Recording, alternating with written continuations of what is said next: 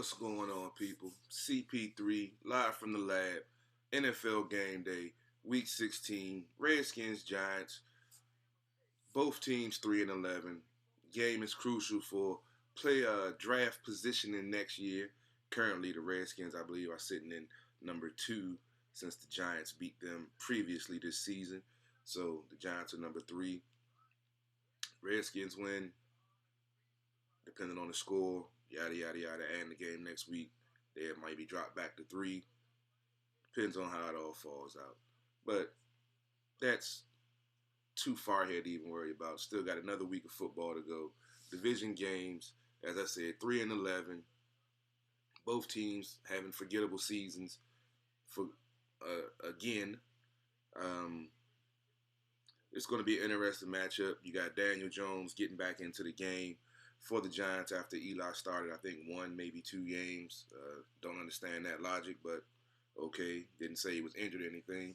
And you got Dwayne Haskins coming off his best career game as a pro.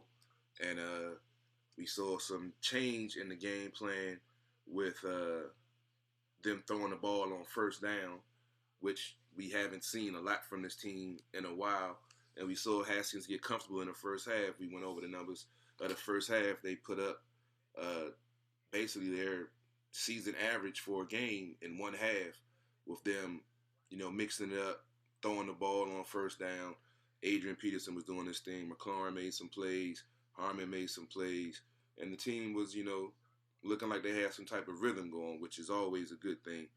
And it's a good sign for this young quarterback because with all the talk of him being a bust or whatever, it's too early to even make that assumption or conclusion 5 starts into his career. It's crazy people even make that comment. Appreciate y'all checking me out. Got the Facebook live feed going, the YouTube live feed going. What's going on, Tony? What's going on, DC People's Champ? What's up, Greg? We live in the lab. Get ready to break down some of this game. Preview this game and talk a little bit of DC sports. I didn't get a chance to go through my whole note process of the Wizards and the Capitals. I did watch the Capitals game last night. They defeated Tampa Bay 3-1. It was a good game. Caps took the lead 1-0, had a shutout going into the third period when Tampa scored with about at the exact halfway point of the third period. And the Capitals sustained. They were able to get 2 goals to get the win. I forgot who the second goal was by, but it was an impressive play. And then had an empty netter by Nick Dowd at the end. They had a power play, Tampa Bay did, and they pulled their goalie. So it was 6-on-4. Capitals pressured, got the loose puck, and was able to score. And an impressive stat for the Caps, I believe it's they've killed off, 93 of the last 97 penalties in a stretch that is leading the NHL right now. So the penalty kill is playing well.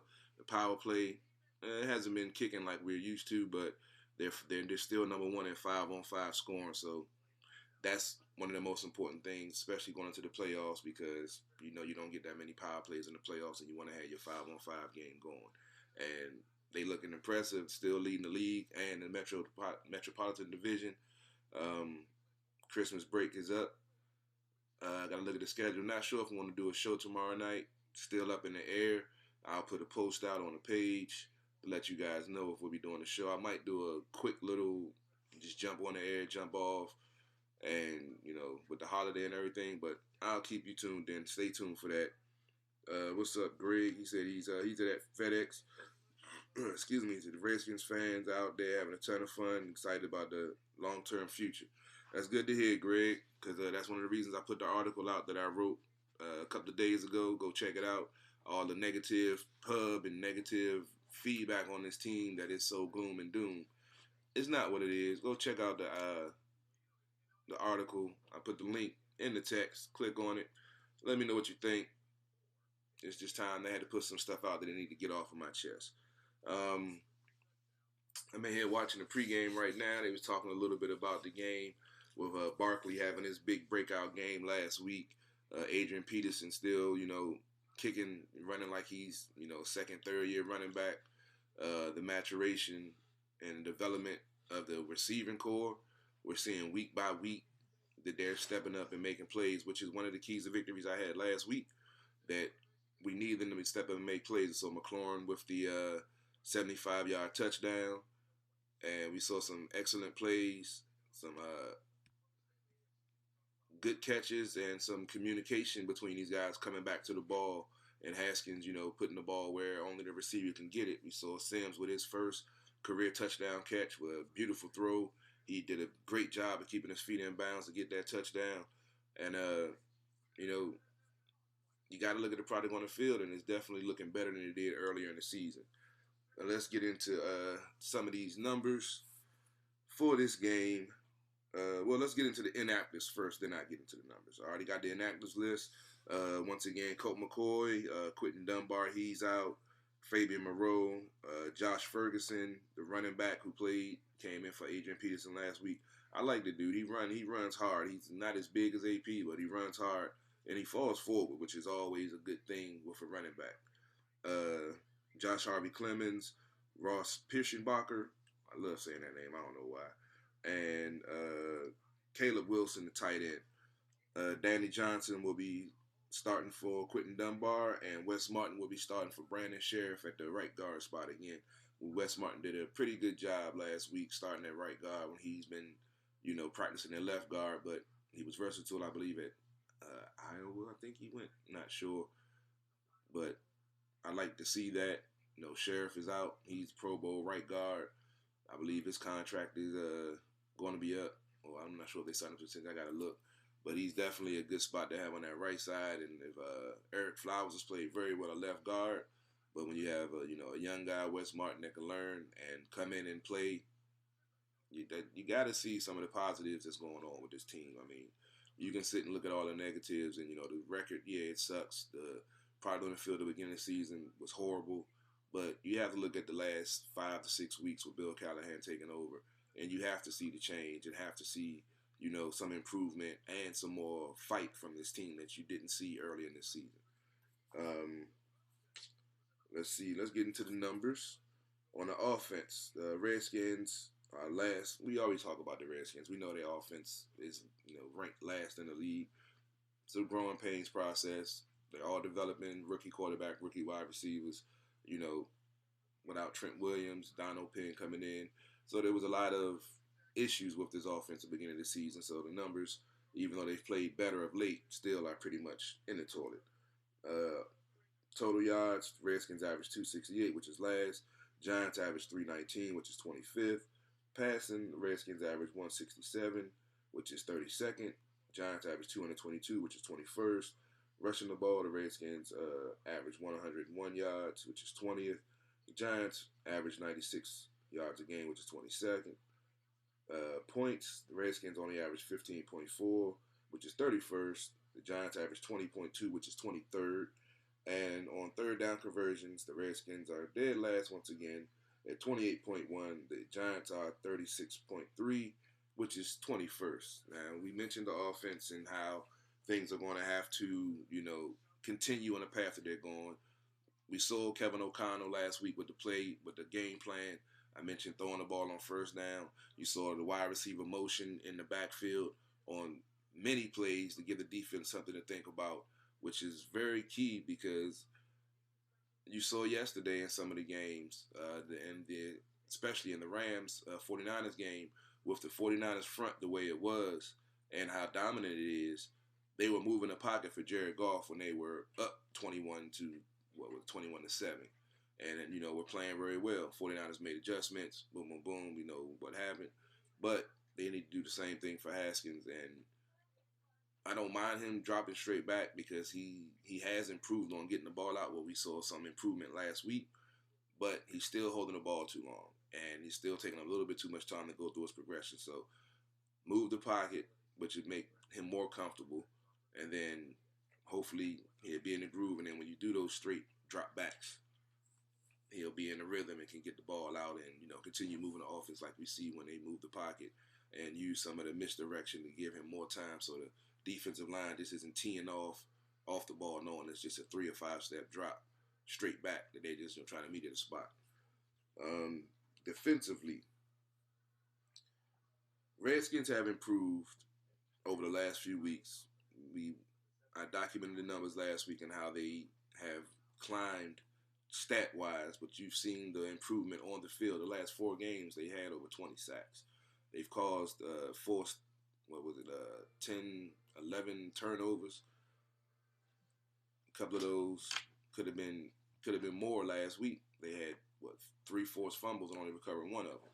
So I mean, they're forcing turnovers. They're tackling, hasn't been consistent. We did see some missed tackles early in the game. No, late in the game. First half, they were doing pretty well. Second half, they were some missed tackles that allowed them to get back in the game and eventually win the game.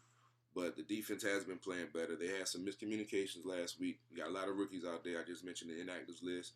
And, rookie and young guys out there playing. But the only way they're going to gain experience is by going out there and making mistakes. The key is they're not repeating those mistakes. You're not seeing the same things over and over again, getting blown coverages. We saw a couple of weeks ago where people were wide open, over and over again. But since that game, there hasn't really been any positions or spots like that. So the defense is playing well. They just have to get more turnovers, secure more turnovers. They're forcing turnovers, but they aren't securing. So that's a key, getting pressure. Also, they've been getting home. I mentioned the 20 sacks in 4 games. I mean, I'm mad that Matt Ioannidis didn't even get an alternate spot on the Pro Bowl. That's all I'm gonna say about the Pro. I didn't look at the whole list, but I know he didn't make it. The game that he's been playing this year, he's been playing outstanding. He should have been on the Pro Bowl list. Let's get to the defensive stats. Redskins give up 363 yards a game, which is 21st. Giants give up 376. I'm sorry, which is 25th. Redskins give up 227 yards in the air, which is 12th, which is pretty good. Top half of the league. Giants give up 261, which is 26th. The Redskins still give up a lot of yards rushing, 136 yards rushing a game, which is 26th. The Giants give up 115, which is 22nd. The Redskins give up 24 points a game, which is 27th. The Giants give up 27 points a game, which is 29th. And on third down conversions, the Redskins are at 48%, which is 31st. And the Giants give up 39%, which is 17th. Now, defense is definitely going to be a key in this game. You got 2 young quarterbacks, 2 rookie quarterbacks out there. So it's all about confusing them, making them make mistakes. You saw last week, Haskins had a clean game, no turnovers, which is great. But you know how defensive coordinators are, especially once you're playing. Well, this is his first time playing Haskins, but for a whole game planning. He came in at halftime of the game against the Giants, but they're going to game plan against him and try to confuse him. And they've looked at the tape of the stuff that he's making mistakes on. When the ball sails, when he doesn't set his feet, when he doesn't, utilize his mechanics. So they're going to definitely try to cause pressure and get pressure on the quarterback. You definitely know that. So the running game is going to be vital also. Adrian Peterson, I think he's up for the task.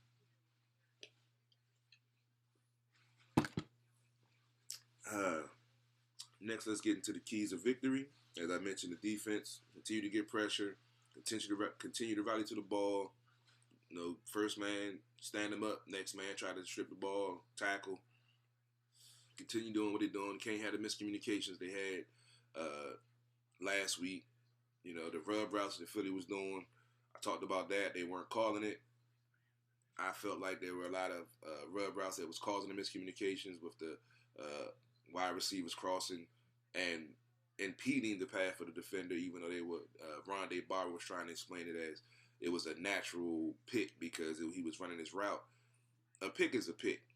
Natural or not, if it's designed to make the players run into each other, it's a pick. And you can call it or you don't, but you can't try to disguise it as, it's a natural pick. He's running his route. He's not doing anything wrong. They make the game so complicated and so for the defense and try to make it so easy for the offense because they want to see points and they want to see score go up. But what's right is right. If it's a penalty, you need to call it. Instead of trying to explain it away. It's bull. Balance running the ball. I mentioned that because, as I said, they're going to try to confuse Haskins. Got to get balance running the ball. Time of possession. Let the offensive line, impose their will on the defensive line. So when they try to pass rush, they'll be beat down a little bit. They'll be wore down from the running game. Running game is always an offensive lineman's friend because they get to push off and expose their will on the defenders. instead of the defenders imposing their will in the pass rush when they have to step back to engage. So I went through all that stuff before. Hopefully you checked it out and I know what I'm talking about. Let's see, throwing on first down. It was got Haskins in the rhythm. The offense was moving lovely in the first half. So I say continue to do that, mix it in, not every down, but some of the wrinkles that they added last week. Let's see if they add them this week. We saw with Jay previously. He'll have a wrinkle that'll work in one game, and the next week you would never see it again. So let's see if Bill Callahan and Kevin O'Connell adapts to that same mentality of using what works and taking it to the next game, because that's what a real true coach does. I don't know what the hell Jay Gruden was doing, but that's neither here nor there. He's not here no more, thank God. And we actually have a real coach that's helping this team develop and improve on the field, and we're actually seeing the talent on paper actually show up on the field, which a lot of folks have always complained about. So that's just what I see. If y'all don't see that, I'm not mad at you. We all see different things, different perspectives. Like I said, throwing the ball on first down, which attributes to getting Haskins comfortable, moving the pocket. Same, wrinkle with the wide receiver coming in the backfield on a fake reverse. Sometimes give it to them to keep the defense honest because they just see the wide receiver run and they don't give it to them. They want to just think, okay, well, we're just going to disregard him and go straight for the quarterback or look for the running back. So sometimes you got to give it to them. They tried it last game. I think it was a bad handoff, but you got to do it sometimes to keep the defense honest, because if not, you know what happens. And as I said earlier, O-line dictate the game. Time possession is going to be key. Last week, they actually won the game and tied the battle time possession in the first half, but then gave it up horribly in the second half and ended up giving up, I believe, 3 minutes time of possession difference. So it's going to be key to keep the ball, impose your will, run it down their throat, get them tired, and then victory formation at the end of the game. A lot of folks probably don't want the Redskins to win, but like I said, I'm not tripping off them winning. I just want to see a better product on the field, and we've been seeing that. So I have no complaints at this point. I know a lot of other folks do, but I ain't got nothing to do with that. I'm going to go ahead and pull up the Week 16 matchups because we did have some good games yesterday. I got to catch a couple of them. The Texans game, Texans versus, I'm trying to get it up. My computer is acting a little slow right now. There we go. And where'd it go? Right here. And then, Minnesota. I just saw that because, Minnesota clinched a spot with 49ers winning in their division last night against the Rams. That was a hell of a game also. Here it comes. There we go. All right, we had the Houston Texans defeating Tampa Bay 23-20. That was an interesting game. Jameis Winston had 3 interceptions in the first 16 minutes of the game, but the Bucs defense was balling out, actually tied the game, and I believe they got the lead. I don't know if they ever got the lead. I know they tied it, but the Texans were able to prevail 23-20 with their kicker. I left him on the bench. I was 11 points in fantasy. It's just a consolation game, but I like winning whatever game I play. Then we had the New England Patriots beat the Buffalo Bills 24-17. Tom Brady is now 34-3 lifetime against the Buffalo Bills. That's a crazy stat. Bills play some good ball. They got a good defense, but Tom Brady and Belichick just got their number. I know they can't wait for them to retire because, like I said, 39-3 lifetime against Buffalo Bills. And let's look at the other games we have on the slate. We got Jacksonville at Atlanta. I'm going with Atlanta. We got Cincinnati at Miami. Another playoff draft position implication. The Dolphins also sit 3-11. So that means the Redskins must be 3 because the Redskins beat the Dolphins. That means the Redskins must be sitting at 3 right now. Okay, because the Dolphins are also 3-11. I'm actually going. Cincinnati got their first win last week with Andy Dalton. Miami's been playing pretty well with Ryan Fitzpatrick. I'm going to go ahead and stick with Miami. We got Baltimore and Cleveland, which is an interesting matchup because Cleveland is the last team to beat the Ravens back in Week 4, and they haven't lost since. And they just saw a stat. This is only the 5th time in NFL history that a team went on a 10-game winning streak and faced the team that they last lost to later in the season, and 4 of those matchups, I think they said the team that won the first game swept the other team. So it's going to be an interesting matchup. I'm still taking the Ravens. Lamar Jackson, I put the tweet out the other day, that dude is going to be a problem for now and going forward, as long as he stays healthy and continue doing what he's doing. Yeah, Baltimore's going to be pretty good on offense.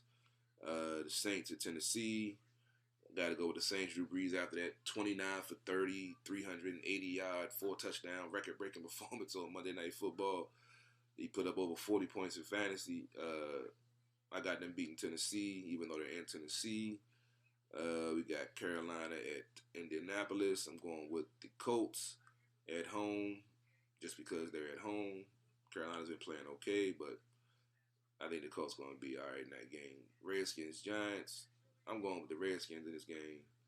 I think that the defense is going to continue to ball and fix those miscommunication errors from the previous week. Got the Jets, the Pittsburgh at the Jets. I'm going with the Jets just because the Le'Veon Bell factor, playing against his old team. I think they're going to feed him the ball, which is going to take the pressure off of Sam Darnold, which is going to help the passing game go. Crowder's been, playing well up there. I liked him when he was here. I thought he could have done more, but he showed what he could be. And he didn't have, I don't say a breakout season, but he's definitely had a productive season up there in his first year. So definitely I think that they're going to win that game. That's my upset pick of the day, because Pittsburgh fighting for their playoff lives. Denver, got Detroit at Denver. I'm going with Denver just because of their defense. Detroit's still with a young quarterback. And on the road in Denver, it's probably going to be snowing out there like it was that was in Kansas City. It's probably going to be snowing out there like it was in Kansas City last week. Then you got Dallas and the Eagles. I'm going with the Eagles in this game.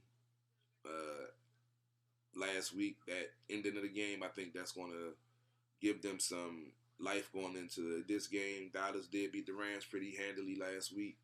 But I just think Philly defense is going to give Dak some problems if they can contain Elliott, which I think they can, but they use him in so many different ways. It's possible, but as always, I can never go for Cowboys winning the division.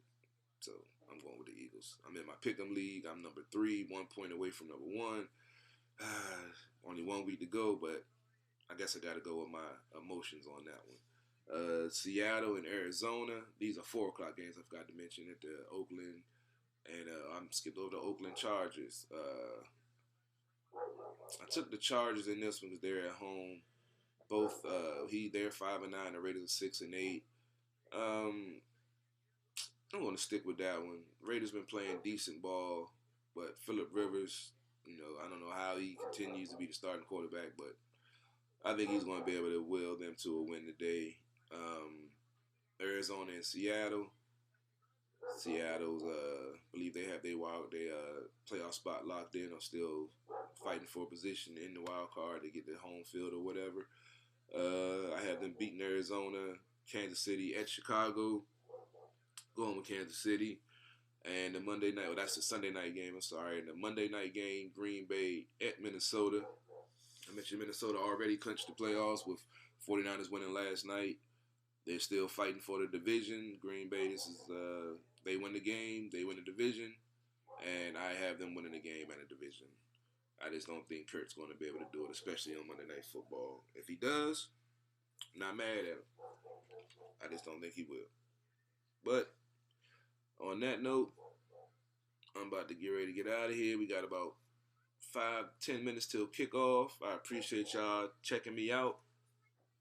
Be sure to tune in for the post game right after the game. Well, not right after, but about 10, 15, maybe 20 minutes after the game. I got to get all my graphics and get all my stats together. But y'all make sure y'all check it out on Facebook, on YouTube. Check out the website, sportsothp.com. All of our shows archived, all of our articles, all of my articles, all of our links, Robbie's Web and Games, Power Play Point Podcast, my blog, Dujanay's articles and his work that he does. Check it out. It's all up there. Real DC sports without the politics. It's not a catchphrase. It's not a motto. It's what we do. And on that note, hell to the Redskins, and hopefully we'll be talking about a victory Monday tomorrow. CP3, live from the lab, and I'm out.